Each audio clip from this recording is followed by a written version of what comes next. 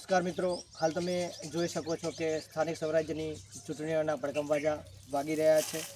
જ્યારે તાલુકા પંચાયત અને જિલ્લા પંચાયતની ચૂંટણીઓ ટૂંક સમયની અંદર શરૂ થઈ રહી છે. ઉમેદવારોએ ઉમેદવારી ફોર્મ પણ ભરી નાખ્યા છે અને ત્યારે હવે આપણે જોવાનું એ રહે છે કે અલગ અલગ પક્ષના નેતાઓ, ભાજપ હોય, ચાહે કોંગ્રેસ હોય કે અપક્ષ હોય કે આમ આદમી પાર્ટી હોય, જ્યારે ચૂંટણીઓ આવે છે ત્યારે આપણી પાસે વોટ માગવા માટે આવતા હોય છે અને મોટી મોટી વાતો કરતા હોય છે કે અમે ગામનો વિકાસ કરીશું, આરોગ્યની વાતો કરતા હોય છે, શિક્ષણની વાતો કરતા હોય છે અને ગામની અંદર જે આપણી ભૌતિક સગવડો છે એ પૂરી પાડવાની વાતો કરતા હોય છે.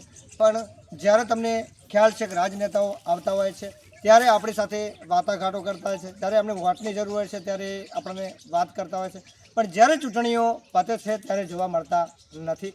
જ્યારે તમે જુઓ છો કે કોઈ પણ પ્રકારની ચૂંટણીઓ આવતી હોય આપણા ગુજરાતની અંદર, હાલ ગુજરાતની અંદર સ્થાનિક સ્વરાજ્યની ચૂંટણીઓ ચાલુ થઈ જાય છે અને દરેક જગ્યાએ તમે જો તો પ્રચાર પ્રસારણ પણ થઈ ગયા છે અને ત્યારે હવે જોવાનું એ રહે છે કે રાજનેતાઓ પોતાના પક્ષ માટે કરી અને પોતાના સ્વાર્થ માટે કરી અને લોકોનો ઉપયોગ કરતા હોય છે.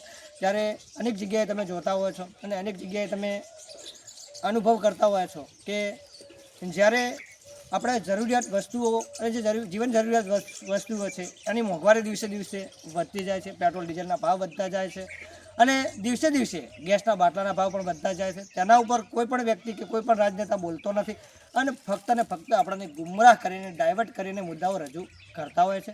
ત્યારે આપણને કહેવાનું મન થાય છે કે જ્યારે ગુજરાતની અંદર તમે જુઓ કે બેરોજગારી કેટલી છે, કેટલી વધી રહી છે, જ્યારે તમે જુઓ છો કે શિક્ષણનું સ્તર કેટલું નીચું છે, ત્યારે શિક્ષણ ઉપર ભાર આપવું જોઈએ, આરોગ્ય ઉપર ભાર આપવું જોઈએ, ગામના જે ભૌતિક સગવડો છે એ મુદ્દા ઉપર ભાર આપવો જોઈએ, જીવન જરૂરી છે, ખાદ્ય પદાર્થો છે એની મોંઘવારી વધી રહી છે તેના ઉપર ભાર આપવું જોઈએ, એ નથી આપવામાં આવતું અને ફક્ત રાજનેતાઓ આપણને ડાયવર્ટ કરી અને ચૂંટણીના ટાઈમે આપણા અલગ મુદ્દાઓ ઉપર કટાક્ષ કરતા હોય છે. ભાજપવાળા કોંગ્રેસ ઉપર કટાક્ષ કરતા હોય છે, કોંગ્રેસવાળા આપ ઉપર કટાક્ષ કરતા હોય છે અને રાજનીતિ કરતા જોવા મળતા હોય છે.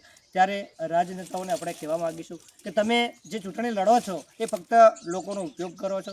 જ્યારે ભૌતિક સગવડોની જરૂર હોય છે તે તમે પૂરી નથી કરી શકતા, જે શિક્ષણની લગતી શરૂઆતો કરવાની હોય છે, શિક્ષણની જરૂરિયાત છે તે તમે નથી આપી શકતા, જ્યારે ગામની અંદર ગટર લાઇનની વ્યવસ્થા કરવાની હોય છે તે નથી કરી શકતા અને ફક્ત ચૂંટણીઓ આવે છે ત્યારે મોટી વાતો કરતા રાજનેતાઓ ફક્ત લોકોના જે વોટની જરૂર હોય છે એમને બીજી કોઈ પણ મતલબ હોતો નથી. એટલે તમારે કેવો વ્યક્તિ ચૂનવાનો છે કે જે આપણા જે પ્રશ્નોને વાંચા આપણે, જે આપણા પ્રશ્નોને લોકોની જે પ્રશ્ન છે અને સરકાર સુધી લઈ જાય અને સરકાર એ પ્રશ્ન ઉપર આપણને કંઈક ને કંઈક મદદરૂપ થાય, જેમ કે શિક્ષણનું સ્તર, આરોગ્ય, ગામની અંદર ભૌતિક સગવડો, રોડ, રસ્તા, પાણી, આપણે એ જ જરૂરિયાત છે.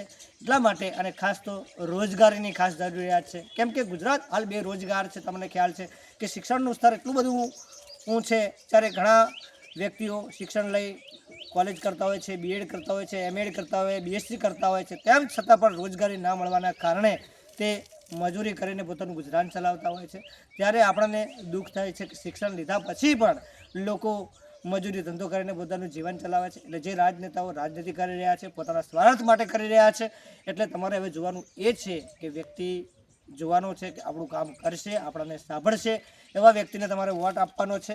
તો વિડીયોને શેર કરજો, લાઇક કરજો, કોમેન્ટ કરજો, તમારા ખુદના પ્રતિભાવ કોમેન્ટની અંદર જણાવજો અને તમારા ગામની અંદર હાલ કઈ સમસ્યાઓ છે તેના વિશે પણ આપણે વિડીયો બનાવીશું અને ગ્રામ પંચાયતની અંદર તલાટી, સરપંચ અને જે ગામની અંદર આગેવાનો છે તેમને શું ભૌતિક સગવડોની જરૂર છે તેના વિશે પણ તમે કોમેન્ટ કરજો, જેથી કરીને એના અનુસંધાને આપણે વિડીયો બનાવી શકીએ અને સરકાર સુધી પહોંચાડી શકીએ. એટલા માટે આપણે મદદરૂપ થતા હોઈએ છીએ. તો વિડીયોને શેર કરજો, લાઇક કરજો, કોમેન્ટ કરજો. જય હિન્દ, જય ભારત, જય શ્રી રામ.